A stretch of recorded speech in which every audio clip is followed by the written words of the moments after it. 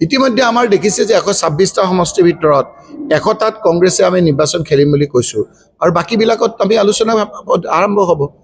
এতিয়া যি দেখা গৈছে বিজেপি এজিপিৰ লগত এলায়েন্স কৰে নকৰে ঠিক নাই। এতিয়া বিটিসি এৰিয়াত বিপিএফৰ লগত কৰিবনে ইউপিপিএলৰ লগত কৰিব তেওঁলোকৰ ঠিক নাই। গতিকে বিনাশকালে বিপৰীত বুদ্ধি যিটো কয় এতিয়া হিমন্ত বিশ্ব শৰ্মাৰ সেই অৱস্থা হৈ আছে। এতিয়া কাৰ লগত তেওঁলোকে সন্ধি কৰিব কি কৰিব বুটতে এইবাৰ 26ত যে হিমন্ত বিশ্ব শৰ্মা মুখ্যমন্ত্ৰী আঁতৰিব সেই কথা আজি সকলো ঠাইত আহিলে স্পষ্ট হৈ গৈছে। কুকুৰাঝাৰত আহি পেলাই মই আৰু কনভিন্স হৈ গৈছো আমি যে এইবাৰ আৰু হিমন্ত বিশ্ব শৰ্মাৰ এই যিটো কাৰসাজি হেতু নাছিল। এতিয়া আমি সেই কাৰণে অহা নাই, আমি আহিছো ৰাইজৰ মতামত ল'বৰ কাৰণে। এটা কথা ঠিক যে আমি কথাবিলাক পাতি আছো, আপোনালোকে চাই থাকক কাৰ লগত কি হয়। আমাৰ এতিয়া হিমন্ত বিশ্ব শৰ্মা কাৰ লগত হ'ব, ইউপিপিএলৰ লগত হ'ব নে বিপিএফৰ লগত হ'ব,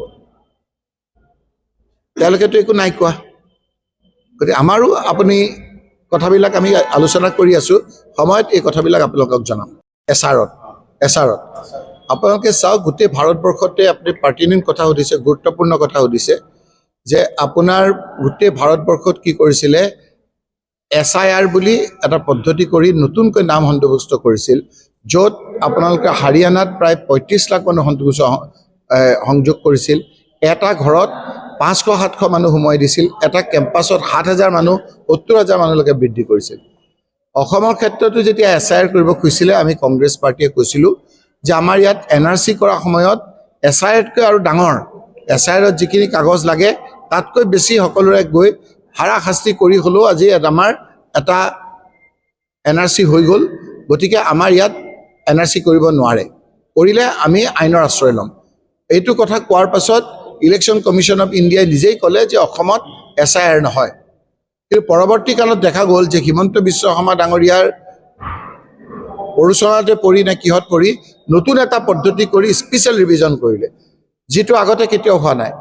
স্পেচিয়েল ৰিভিজন কৰাৰ পিছত দেখা গ'ল যে অনলাইন পদ্ধতিত এতিয়া অসমৰ বাহিৰৰ লোকেও তাত বহি ইয়াৰ কিছুমান ছাপোৰ্টাৰ যদি তেওঁলোকৰ থাকে, বিজেপি ছাপোৰ্টাৰৰ ঘৰত তেওঁলোকৰ ঘৰ দেখুৱাই তেওঁলোকে ইয়াত নাম অন্তৰ্ভুক্ত কৰিব পাৰে। এইটো কিয় কৰে? এইটো এইকাৰণেই কৰিছে যে অসমৰ মানুহৰ ওপৰত বিজেপি হিমন্ত বিশ্ব শৰ্মাৰ বিশ্বাস নাই। সকলো জাতি জনগোষ্ঠী তেওঁৰ ওপৰত ক্ষোভিত হৈ আছে আৰু সেইকাৰণে তেওঁ বাহিৰৰ মানুহ আনি যিকোনো মানুহৰ ঘৰত সোমাই, আজি আপোনালোকে দেখিছে ডাঙৰ ডাঙৰ হৰফেৰে গোটেই পেপাৰবিলাকত ওলাইছে যে এই পদ্ধতিটোত আমি সজাগ হৈ থাকিব লাগিব। আমি অসমত বাহিৰাই UP বিহাৰৰ মানুহ আহি ইয়াৰ স্থায়ী মানুহখিনি থাকক, বা বেলেগৰ মানুহ আনি বেংগলৰ মানুহ আনি আমাৰ ইয়াত অন্তৰ্ভুক্ত হোৱাটোত ৰুগুৰ বিৰোধিতা কৰিম। আৰু এইটো আমি ভূত চোৰৰ যিটো পদ্ধতি সেইটো আমি ৰখাৰ কাৰণে আপোনালোকৰ লগত থাকি ইয়াত যাতে কোনো ধৰণৰ এটা শান্ত BTC এৰিয়াত যাতে অশান্ত কৰিব নোৱাৰে হিমন্ত বিশ্ব শৰ্মা ইলেকশ্যন কমিশ্যনৰ জৰিয়তে আমি কংগ্ৰেছ দৰে সজাগ দৃষ্টি ৰাখিম।